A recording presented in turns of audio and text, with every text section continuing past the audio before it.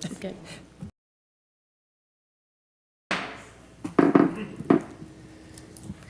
Good evening, everyone, and Happy New Year.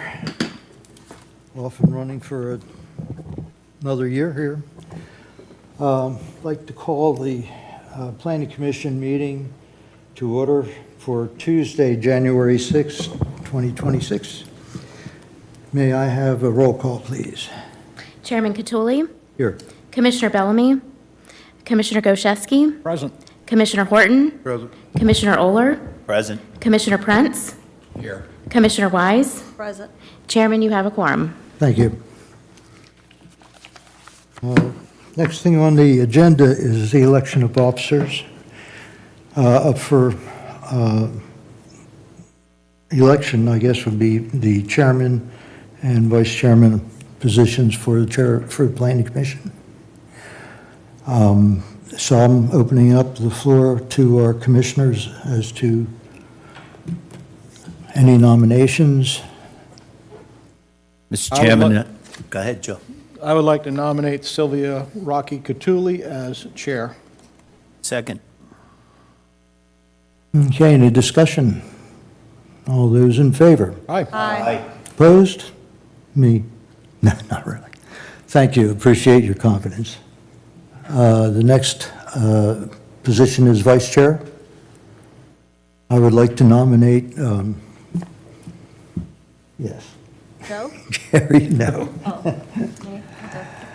I'd like to nominate Carrie Wise as vice chair. Second.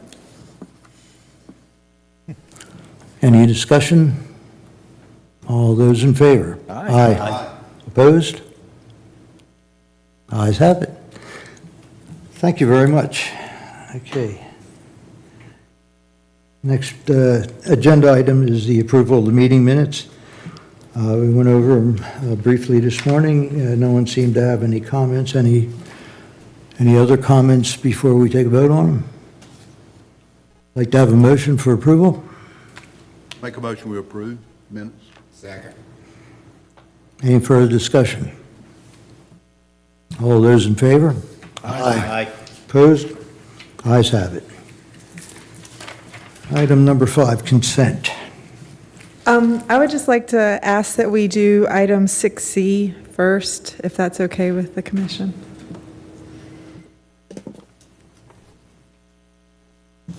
Chaplain Rubens, okay.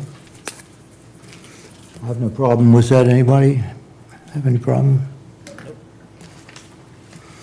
Okay.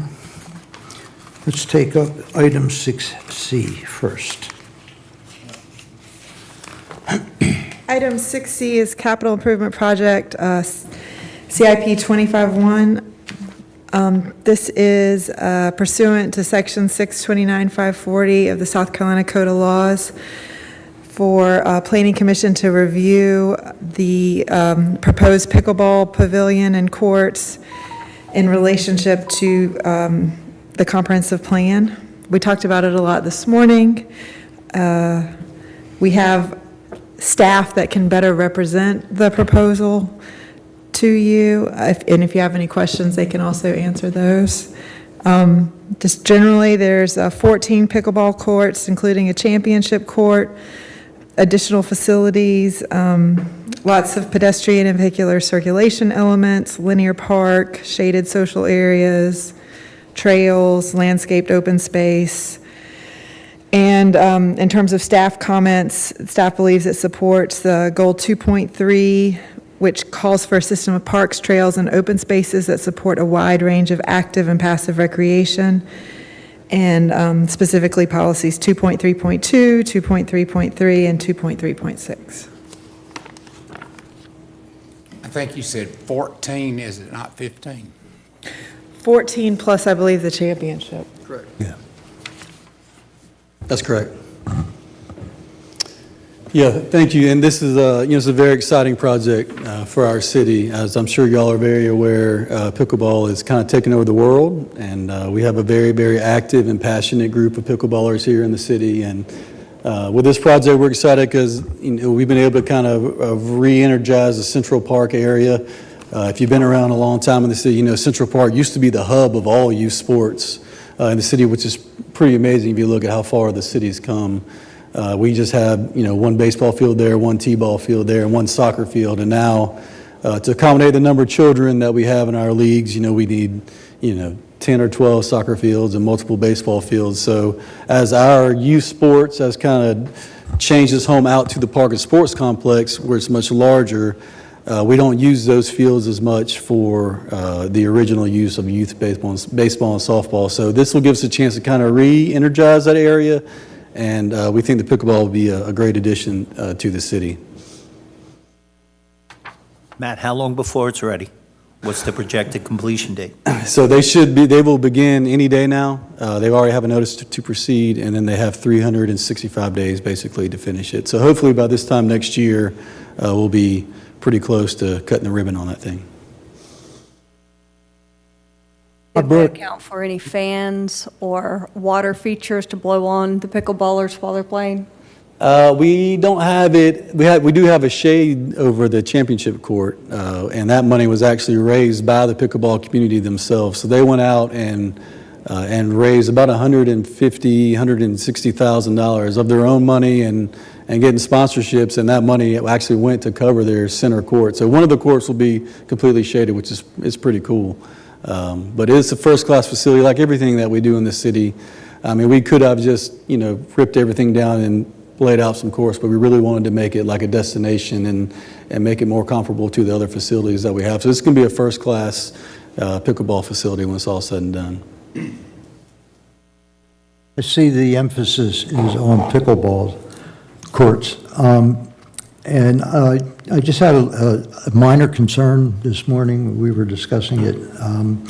The current setup has a very small tot lot there, and this plan seems to eliminate that. But there is some language in there for future development of a tot lot. I'm just wondering if there's any way we will not forget about it or have it overlooked, because apparently some people do use it. Oh, yeah. So referring to the playground that's there now? Mm-hmm. Yes, sir. So as a Parks and Recreation professional, it's actually against my job to remove playgrounds and not put them back. So that playground is due for replacement within the next 2 budgets. So during this, we're going to pull it out now. Actually, we've already closed it now and started taking it down, but we will be replacing it once this is built. It's not part of this project. We're going to do that in-house, but it will be added back after the completion of the pickleball. So the footprint's changing a little bit because of the design of the complex, but yes, sir, we will definitely put a playground back there. It is heavily used, and right now we're encouraging people to go to the back side of Central Park where there is a playground there, but I agree 100%, and we will absolutely be putting it back. Good, glad to hear it. Yes, sir. Thank you. Excuse me. How did you determine the number of parking spaces necessary? So we have, I don't know the exact formula, but I know right now we have 103, which we need more in our day-to-day community center parking anyway. We're at another 53, I believe, to it in a couple of golf cart spots. So I don't know the exact formula, but so we'll have 153 or so total when it's all said and done. And the good thing with the pickleball is, as y'all are aware, it's a lot of morning play, it's a lot of evening play. The majority of when we need true parking at the rec center are mostly at night during the winter when we have our youth basketball going on. So typically that won't be a very busy time on the pickleball courts. And then in the middle of the summer when we host all the basketball tournaments, parking is an issue. That's really not the ideal time to be playing pickleball either outside in the middle of the summer. So it kind of works that when pickleball needs the parking, we don't have a lot of other things going on in the rec center. And then when the events we have at the rec center needs the parking, it's not really they'll still be playing, but it's not the busiest time of pickleball. So we're getting some much needed parking at the community center. Well, will there be dedicated golf cart parking? I believe there's 3 dedicated golf cart parking. Is that? Yeah. Yes, sir. And a lot of those spaces, if you've seen the other parking lots in the city, there's a line that divides them out, so you can put 2 golf carts in 1 parking space. Yeah. Several of them we delineated. Okay, so it'll be striped for 2 golf carts in perspective. Yes, sir. And we do have a lot of golf carts, especially with the new development, the Del Webb development. We get a lot of golf carts. Oh, yeah.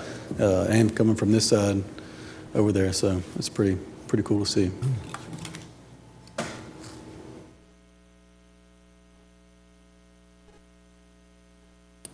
Anybody else have comments, questions? Anyone from the public like to address a question or comment? Not hearing any. Okay, I'll entertain a motion for approval or disapproval. I move that the Planning Commission finds the proposed capital improvement project, CIP-26-1, to be consistent with the comprehensive plan as submitted. Second that. All right. We have a first and a second. Any final discussion before I call for a vote? Any comments from the public? Hearing none, I'll ask for a vote. All those in favor? Aye. Opposed? Ayes have it.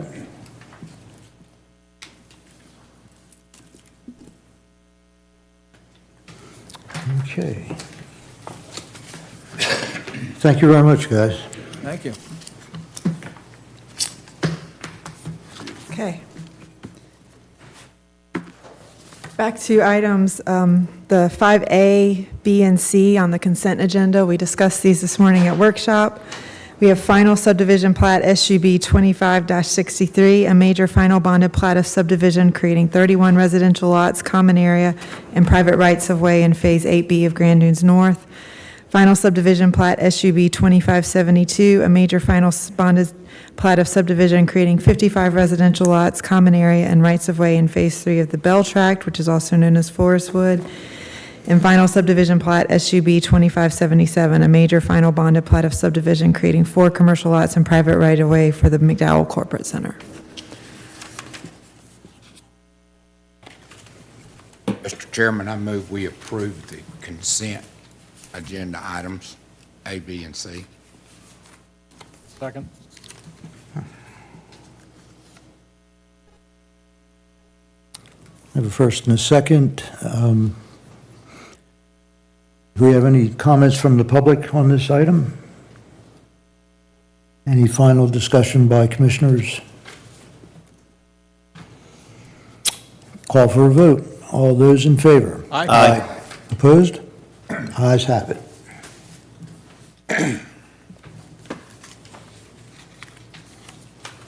Item 6A is zoning ordinance text amendment Z25-15. This is an amendment defining in-ground swimming pools. We discussed it at this morning's workshop. The zoning ordinance currently allows unenclosed and in-ground swimming pools to be located within 5 feet of property lines, but it does not define what an in-ground swimming pool is. So questions have arisen regarding what constitutes an in-ground swimming pool. So we've defined it to be a permanent pool structure installed into excavated earth, constructed to function as an in-ground structure rather than a self-supporting above-ground vessel. An in-ground pool is designed and built to retain surrounding soil and is intended to sit primarily below finished grade. Pool walls may extend above finished grade, but not more than 30 inches inclusive of coping. Partially or fully buried above-ground pools are not considered in-ground swimming pools. That's about it. Does this ordinance address, let's say we had a storm and a tree fell on someone's in-ground/above-ground pool, and it's currently higher than 30 inches? Would the city go by there's a certain standard or percentage of what's messed up? There is a certain standard to that. It's based on like 50% or 75%. It's in another section of the ordinance, and that would come into play. I know like single-family homes are exempt, but I don't think that pools are exempt from that. Okay. Yeah. It's kind of hard to fix half a pool. Yes.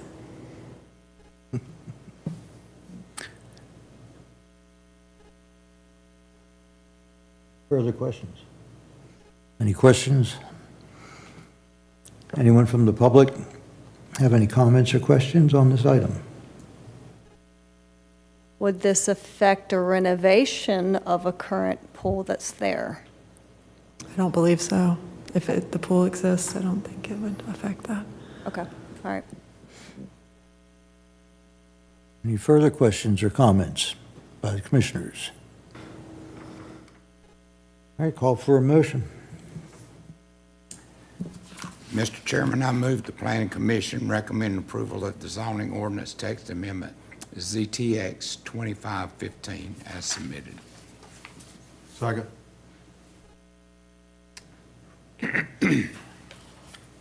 Any further discussion? Final discussion? Anyone from the public? Okay, call for a vote. All those in favor? Aye. Opposed? Ayes have it.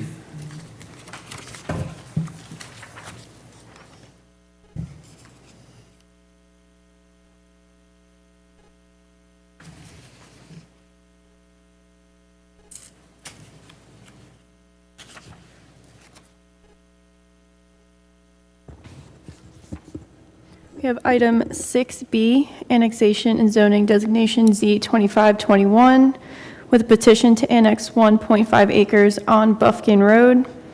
Lots are currently unincorporated and zoned manufactured single-family 10 by Horry County. This petition is requesting the R3 zoning district. The parcels are vacant. Surrounding parcels within city limits are zoned PDD. Highway commercial, mid-rise multifamily, R2A, and surrounding Horry County parcels are zoned MSF10, which is the manufactured single family. The permitted uses in the R3 district are single family, detached, semi-detached, duplex, mobile manufactured homes on individual lots, mobile manufactured home parks, neighborhood and community parks, golf courses, places of worship, recreational facilities, recreational vehicle parks, campgrounds, home occupations, family daycare homes. Looking at the comprehensive plan and ordinances, the proposed zoning designation R3 is a primary recommended zoning district within the compliance index. The R3 zoning is consistent with residential suburban land use classification found in the 2018 comprehensive plan. The permitted uses in R3 district would be appropriate in the area, and new access points subject to City of North Myrtle Beach encroachment permit application, review, and approval. And public water and sewer is available. There are no issues at the staff level. So if you do choose to forward to City Council with approval, option A, where necessary to implement the comprehensive plan.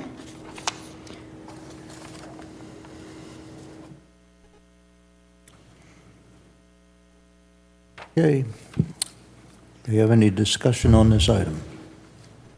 According to this old survey, is that the gravel road that bisects that bottom lot? The one that goes from Right here. Westport to the Santee Cooper? Yeah, where your hand is, where that goes across. Is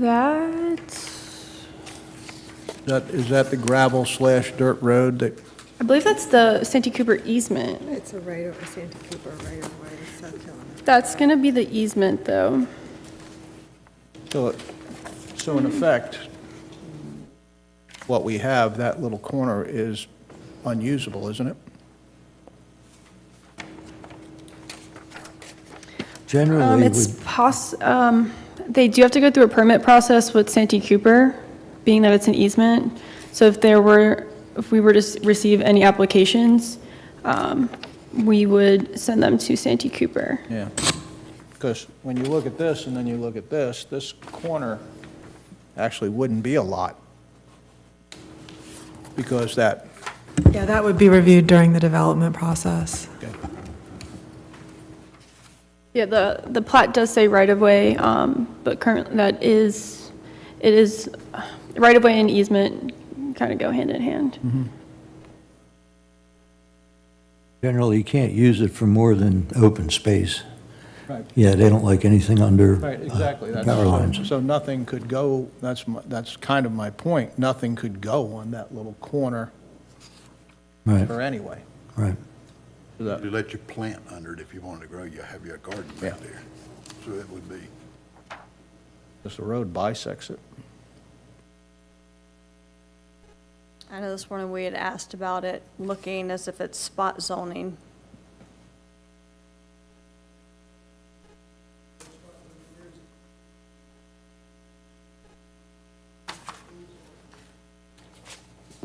So, Chris, even though it's closer to the water, and we're not actually touching, there's no problem with being spot zoning there, correct? I don't see where one's touching that's R3.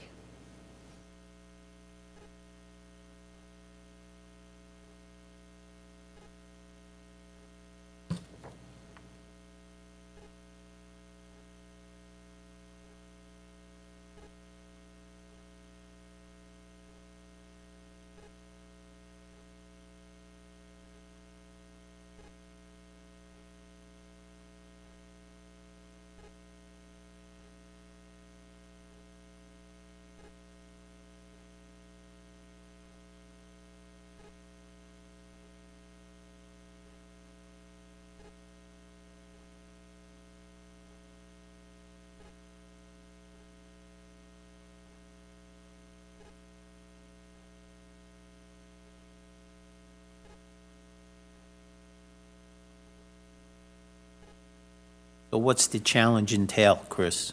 They say, hey, or somebody from the public could say, you can't do that, that's considered spot zoning, even though we may consider the fact that that whole area is R3 from the water stops, and then we're just continuing in that same slotted area as R3.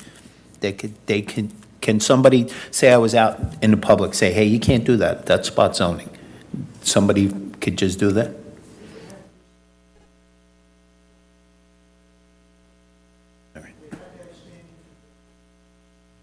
So it could be people that live in the PDD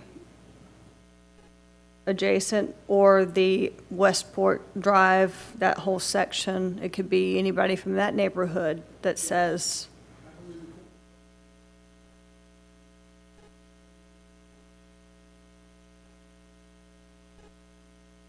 It's not a blank piece of property, it's already mobile home lots, correct? 3 lots that we're looking at bringing in. No. So They're there's- part of that whole Buffkin Road is They're- mobile homes, isn't it? they're vacant. Well, I think that that whole parcel that we looked at, the map for all of those lots, The subject area that is going to be annexed in is vacant, but there are properties along Buffkin that do contain mobile homes. What is the county zoning now? The manufactured single-family 10, so the MSF 10. Provides for a similar zoning. Okay.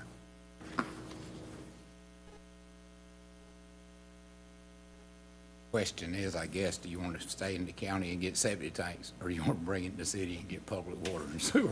Well, I understand that. I was just, it's a continuity of the uses that are there now. I'd rather have them tapped on if they were behind me than septic tank in the back. I agree. Is the applicant here?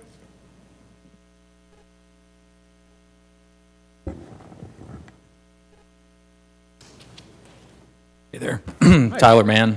I'm the applicant. Tyler. Any questions?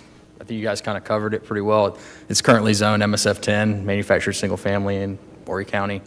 There's no water and sewer tie-in with an unannexation into the city. So, Mr. Prince, you kind of nailed it. You know, I can develop it with septic tanks, or we could tie it into water and sewer and come through this process with the city. So that's what we're looking to do.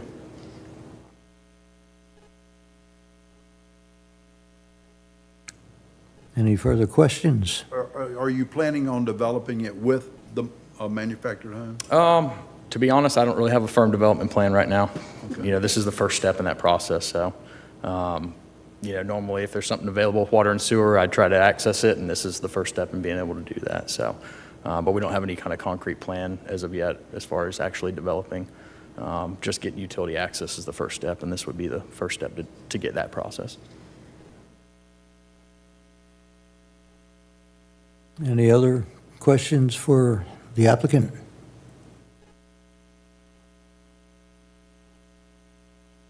Do you have any further discussion, concerns? As long as Chris is okay with it.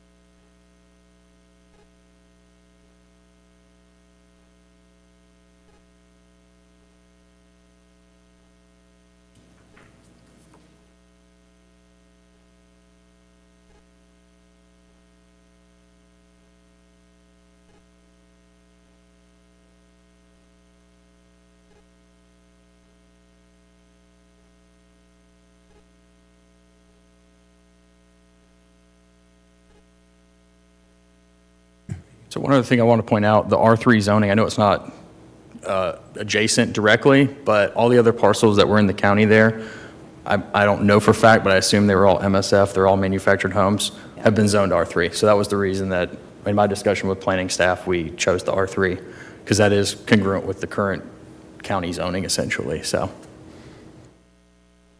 But I can't speak to the legal ramifications of the spot zoning, but that's just what's happened in the past from my understanding.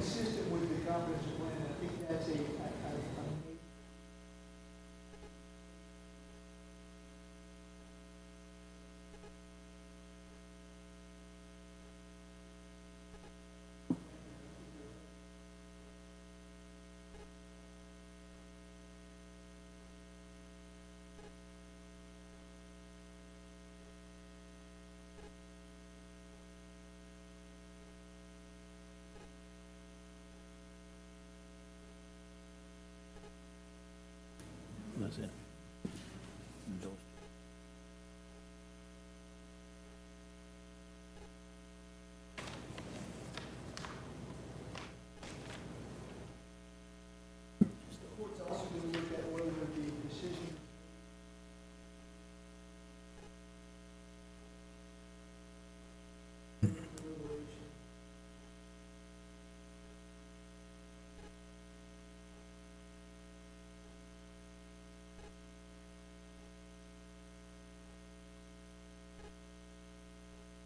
So really, the only difference between R3 and R2A would be being able to add a manufactured home versus a single-family home or whatever, duplex.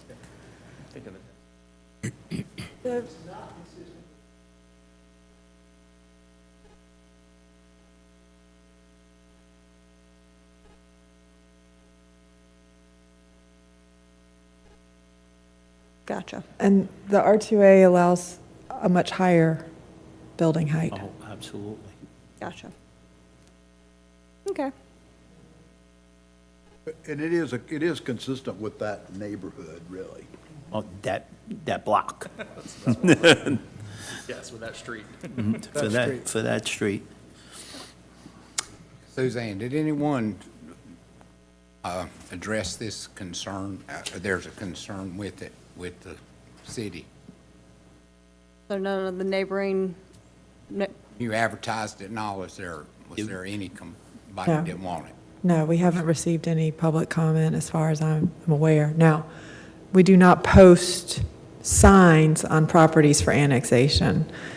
That's part of our city policy, but it was advertised in the newspaper. There is some other public here. I don't know if they have any comments on it. Okay, to be fair, I'd like to hear any opposing viewpoints on this rezoning. Is anyone in the public willing to have any comments? Nope. Anyone on the council?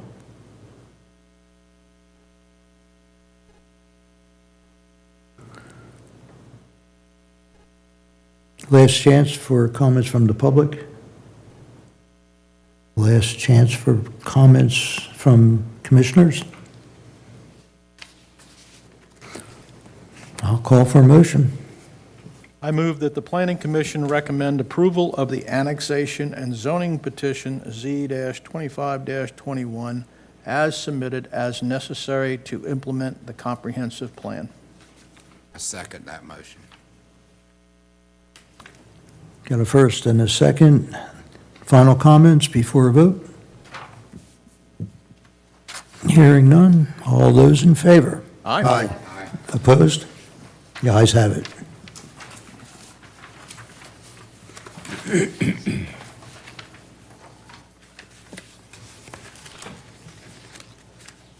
The last item on our agenda is minor PDD amendment Z25-19. This is a minor amendment to the Parkway Group PDD for a building supply sign. This major amendment was entitled by council in May of '22. They had a placeholder sign included in that amendment, and the applicant is supplying the specific sign, location, design. There's no comments from staff. Yeah.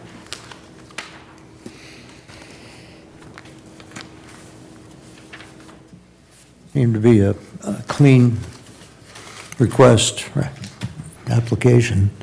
Anyone have any comments? Anyone from the public? Hearing none. I'll call for a motion. Mr. Chairman, I move that the Planning Commission approves the minor plan development district amendment to the Parkway Group PDD Z-25-19 as submitted. Second. We have a first and a second. Any further last-minute comments by the commissioners? We have no one from the public here, so I'll call for a vote. All those in favor? Aye. Opposed? Ayes have it.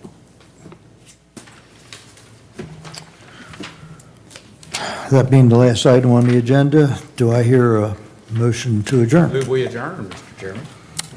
Second. We have a first and second. All those in favor? Aye. Opposed? Ayes have it. Thank you very much, everyone, and good